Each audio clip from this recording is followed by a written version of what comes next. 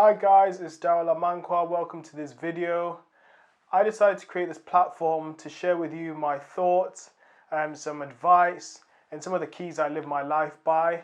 I just think it's helpful information. I like to get it out there to as many people as possible. And today we are going to be talking about taking ownership of your life. I'm not sure what most of you interpret by taking ownership of your life, but in a very short definition, I believe taking ownership of your life is saying to yourself, I am responsible. And that is responsible for everything that you do on a daily basis, from fitness to work to marriage to relationships, anything you can think of, you need to take control as long as it is part of your life. Now, the very reason why I want to talk about this today is because I feel like we live in an age where people just do not think about taking ownership of their lives. And they don't actually practically just think about what the concept of taking ownership of your life is, mainly because we live in a society where we feel like life is predefined. And when I say predefined, what I mean by predefined is, for most of us as kids, you go to nursery, which is the norm.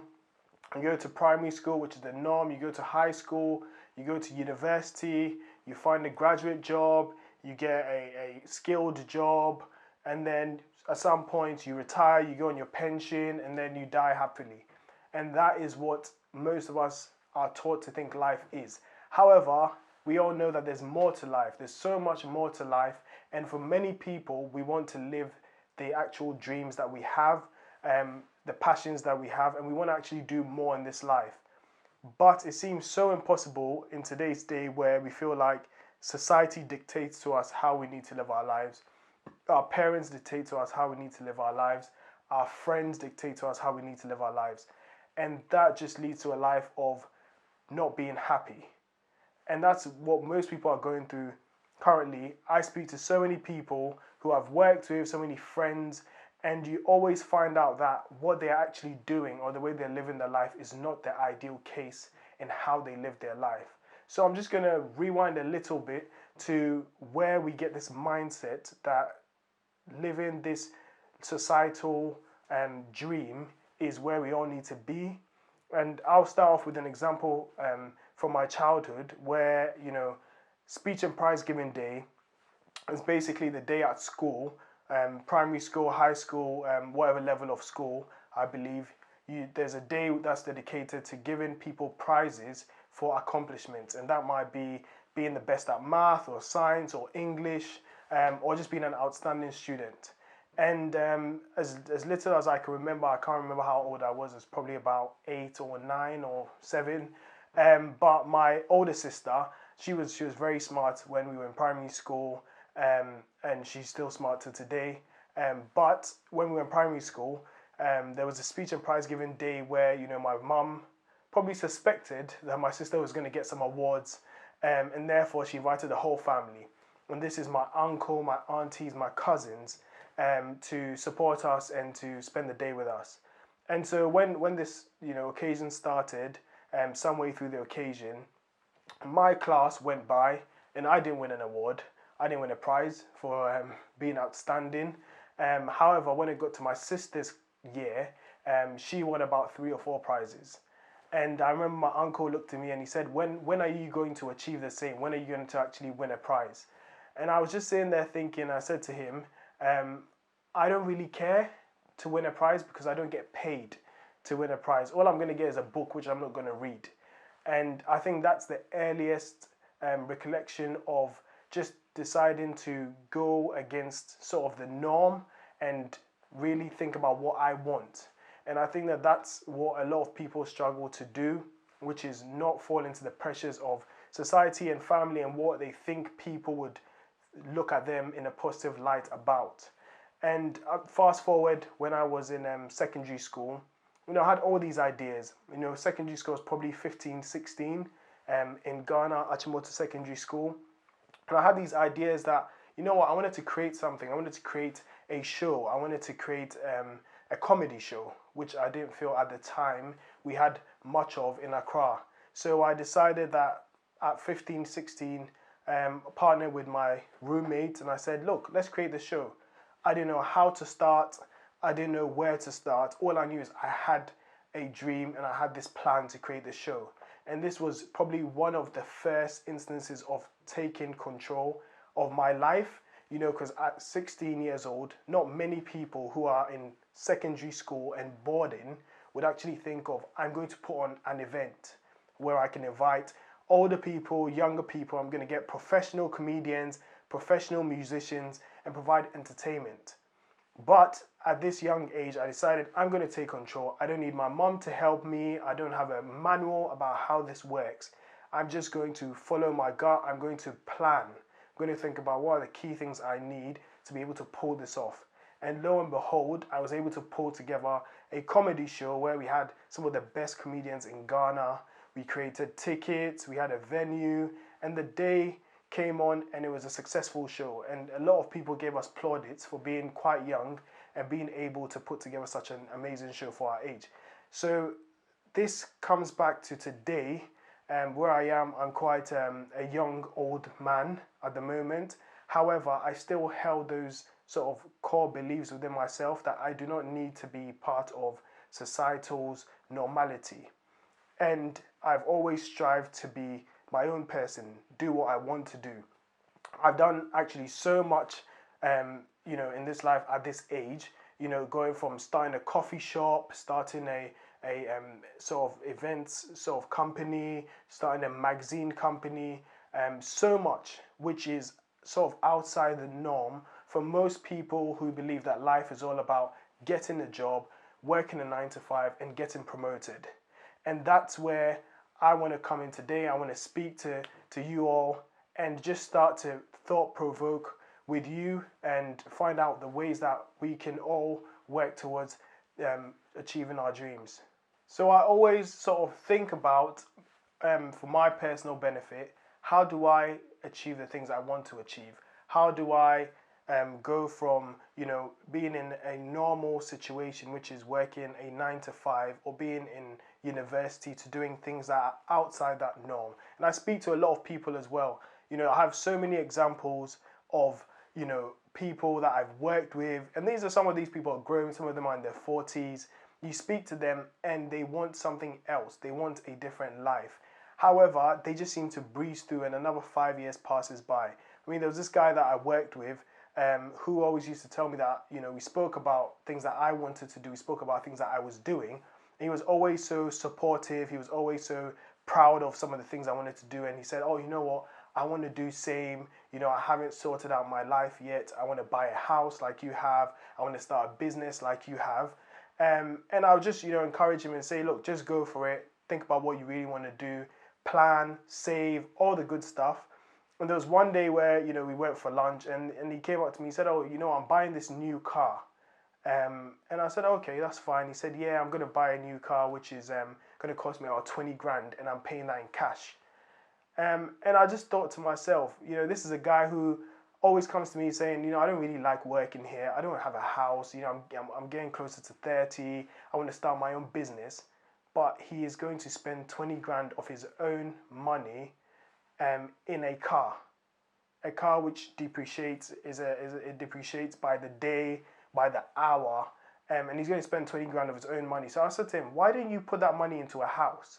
Why don't you put that money down as a deposit? Why don't you put that money into a business? And he just didn't have a reasonable reason to why he wanted to spend that money on a car, other than the fact that his friends have all got nice cars, or he's going to be seen in a nice car. And I think this sometimes is the mentality that kills people's dreams, that kills people's happiness. Because what's going to happen is he's saved a lot of money where he's put that money towards a car. And that money could have been put towards something to get him out of his current situation.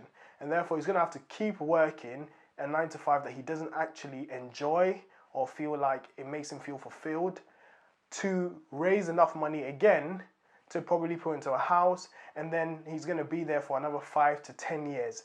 And I just feel like most people do that and they breeze through. Most people just think, I don't like what I'm doing, but you know what? I want a new car. I want a new bag. I want to go on holiday and take pictures for Instagram. And I want to look like I'm living the life. But most of them are sad on the inside. Most of them want a different lifestyle. And sometimes that comes with a bit of sacrifice, a bit of discipline, and a bit of planning. And those are some of the key fundamental things that allow you to take control.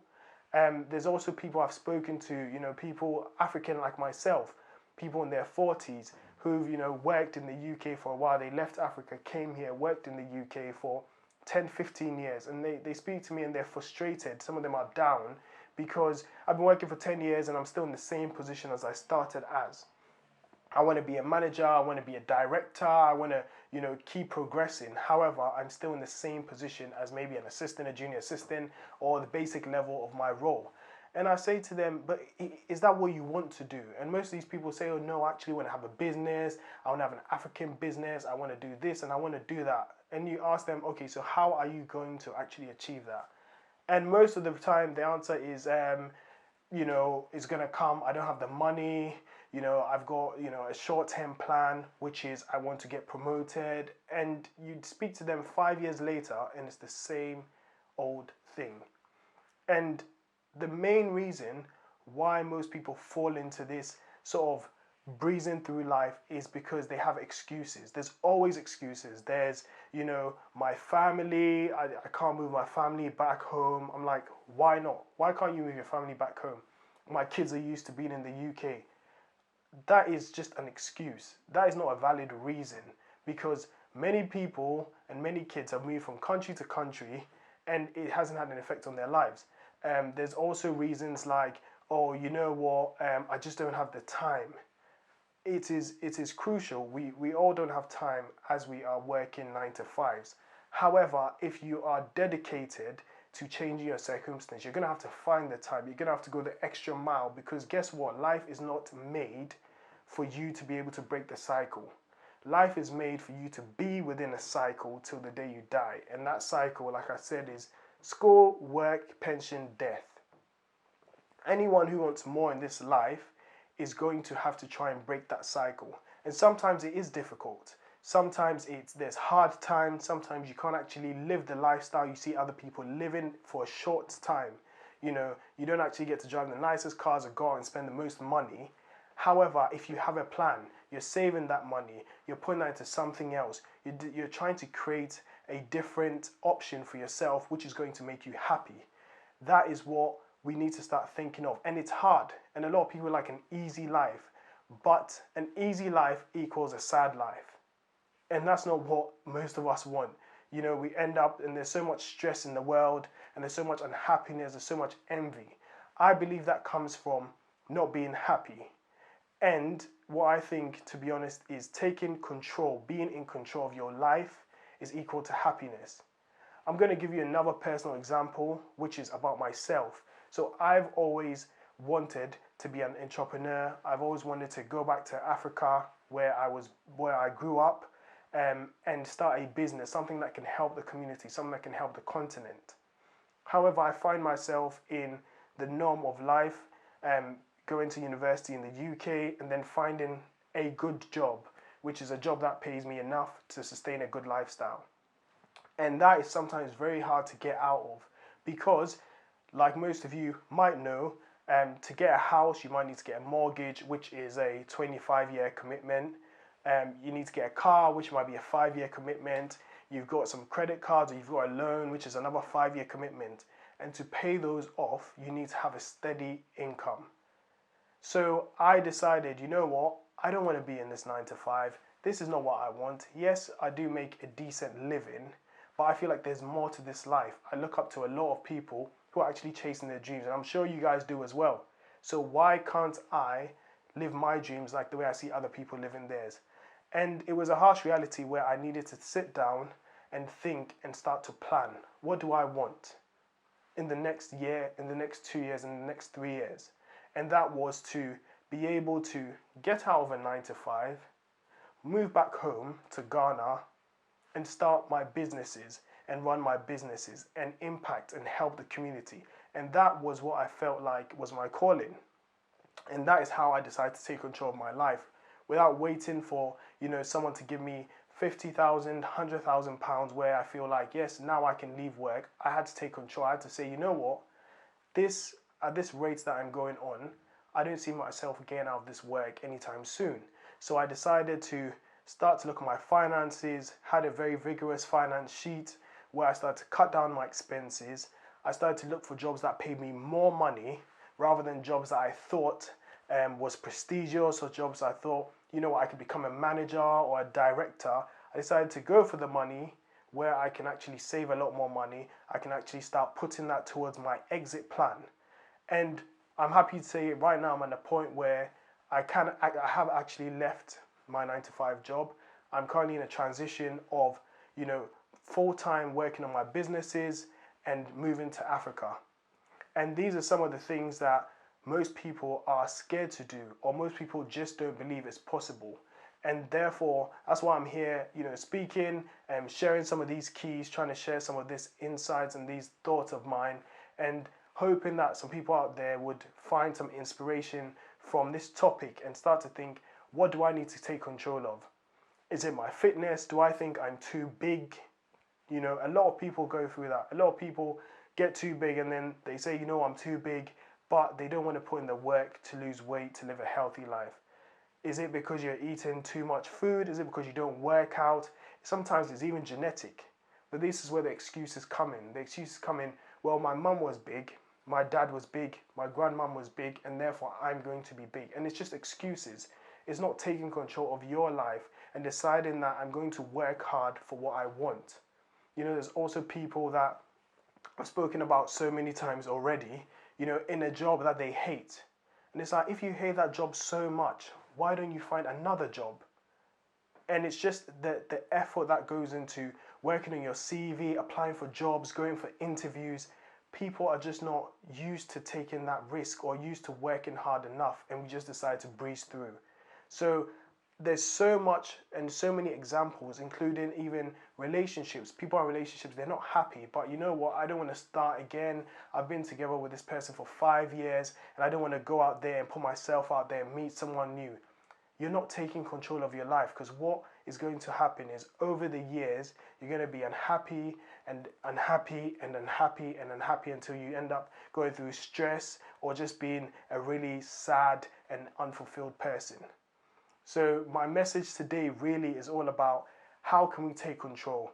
There's steps to start thinking of. There's no guaranteed list. I mean, I see videos out there which say follow these 7 steps to be successful or take control of your life, or these 9 or these 10 steps.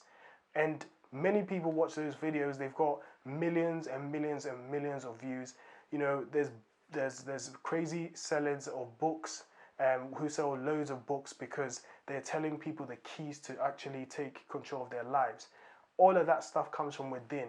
All of that stuff comes from changing your mindset and deciding that I'm not happy in my situation. However, I have the power to change that situation. I have the power to decide I don't want to be in this job. I want another job. I have the power to decide I don't have to be in this job because my family think I've got a good job or my friends think I've got a good job. I want to stop working. I want to start designing clothes. I want to start painting. I want to start an editorial business. Anything that you want to do is within your control. So we first of all need to start thinking, do not actually fall into the pressure of what people think about you, of what people expect of you. It should be, what do I want and how am I going to get it? And it's so important to understand that that's going to come with some challenges. That's going to come with some unseen or unforeseen circumstances. But you still have to pursue through. And if you want it as much as you do, and you want to live that life of happiness, that is something that you're going to strive for, and you're going to keep pushing yourself and keep working towards. Because there's no easy way to have the perfect happy life, or there's no easy way to pursue what you want to do, unless that involves going through the manual of life I've spoken about before. But if you want to do something outside that, it's not easy. It's not picked off the shelves. There's no manual to it. It involves dedication, it involves hard work, and it involves just passion and the grind and keep going. And that's what I wanted to share with you guys today. So I'd like to leave you with 2 quotes which I think are so fundamental in allowing you to take control of your life. The first one is, I am the captain of my ship and the master of my life. Now, to be honest, I'm not sure who came up with this quote. I've heard a few people say it, and it is pretty fundamental and it's self explanatory. I am the captain of my ship. Every captain of a ship is in charge of that ship, in charge of where they sail to, in charge of how they navigate any circumstances when they are in control of that ship. And I'm the master of my life. What that means is no one should dictate how you live your life. No one should dictate what you do, what you don't do. You should dictate that. You should be in control. You should take control of your life. The second one is by a guy called Eric Thomas, who I'm sure most people do know. I think he's called a hip hop preacher. But what he says is stop waking up like an accident. Don't wake up like an accident. What that means is don't just wake up in this world like you don't know what you're meant to do. You know, it just came out of nowhere. I just woke up. I don't have a plan. That is an accident. You need to know where you're going. You need to know where you want to go, and you need to strive towards that. Many people are waking up like accidents, and before they know it, it's been 5, 10 years of no progression, of no success, of not working towards their dreams. And like most people say, it's never too late. I believe it's never too late. I mean, I'd say it to even someone that was 60. If they were not happy in their situation, it's never too late to get out. So I want to leave you guys with those two quotes. And the final bit of information I want to give to you, or the final bit of thought I want to leave with you is taking control of your life is equal to happiness. And happiness is something that we all strive for. And there's so many of us who are not happy, and for various reasons we're not happy, but the fundamental reason when it boils down to it is the fact that we are not in control, or we don't feel like we are in control of our lives. A lot of people might not actually realize that they're not taking ownership of their lives. What do you think are the telltale signs that you're not actually taking ownership and something needs to change? So personally, what I think is that you always sort of know something is not right. You always sort of know I'm not always happy. You know, when you wake up every day feeling like I don't actually want to do what I'm doing, that is probably the first sign. I'm not actually feeling fulfilled. And I know that feeling of fulfillment, you might ask me, you might say, how do you know what that feels like? You know, it's that feeling that you know that you've accomplished something. And most people would wake up each and every day feeling like, I don't actually want to do what I'm doing. If I was asked to stay home and not work and get paid, I probably wouldn't want to go to work. You know, so you need to find that thing that is your why, that thing that you would wake up every day and do without getting paid. And there's so many people as well out there that are just, you know, they look at other people and they think, or they're envious, or they always make excuses to why, you know, this person who has the same privileges as them has been more successful and they haven't. So I'd say probably the two key things that someone would be easily able to identify that they're not in control of their life is number one, being unhappy with what you're doing. Doing something and feeling like I don't want to do it, but I have to do it, or I'm just going to do it because I think someone wants me to do it, or someone expects me to do it. The second thing, like I said, is excuses. If you do realize that at every point when you feel like I want to do something, you find an excuse. You know, I want to write a book, or I'm not in the right mood to write the book. You know, you want to make a song. I haven't actually got, you know, all the things I need to make the song. You want to go to the gym. You want to be fit. Well, I don't have the time. You need to be able to spend that 2 hours in a day that you sit down watching Netflix and eating popcorn in the gym, working on that body that is going to make you happy. So excuses is the second point that I think that everyone needs to look at their life is self-reflection. No one can actually tell you, you know, that you're not living your true potential or you're not taking control. Some people might do if you have a deep conversation with them, but you yourself, you need to think about your life, think about what you are doing, and think about if you continually make excuses for why you can't actually achieve something that you want to do. So, another question. What has been the single most challenging thing that you have faced in trying to transition into pursuing your dreams? I think that one of the single most challenging thing I would say is um, knowing that many people don't actually understand what you're trying to do. And there's various examples of this. You know, I've worked at a few good companies within the UK, and you know, I've told people, you know, I actually don't, I want to, you know, stop working in a year's time. I want to go to Africa and pursue this, and people don't understand it, and they feel like, oh, what is there for you in Africa? You might come back, you know, okay, yeah, good luck, but you know, we'll be here when you do decide to come back. Or even your parents. Sometimes you tell your parents, "Oh, I want to do this," and they're like, "No, no, that's not a good idea. Stick to what you're doing." You know, it's always stick to what you're doing. Stick to what you're doing. Not many people are open-minded to say, "Well, actually, you are smart, you're knowledgeable, and you're hungry enough to try something else." So I think that's one of the difficult things. I mean, I'd also add this to it as well. I've tried to transition out of 9 to 5 before, and it's failed. You know, so and I've had to go back in and replan and retrace my steps and try to improve on what I did wrong the first time. So I'm not saying it's an easy road. As I said before, it's a difficult road because there's no manual that says success at the end. There's no manual. So what you have to do is you need to go through it yourself. You might fail first time round, but you need to look at what did I do wrong? How do I correct it for the next time? And you might have to do it 2, 3, or 4 times. I'm at my second try, and I've finally been able to readjust from working 9 to 5 to following and pursue my own dreams. So I think that those two things are probably going to be some of the massive challenges because other people feel like they need validation from their friends, from their parents, you know, from even their partners. And sometimes people just do not see your vision. People sometimes just do not understand your vision and feel like you should stick to what you're doing. But trust me, if you follow your gut and you follow your passions and you follow the path that you think is set out for yourself, you're going to end up being much more happy, and you're going to find out that all those people that said, oh, stick to what you're doing, are going to start praising you and telling all their friends and family about how you've been able to succeed. Okay, so I hope that you guys took some notes down. If you didn't, I hope you took mental notes. And this was meant to be a thought-provoking conversation.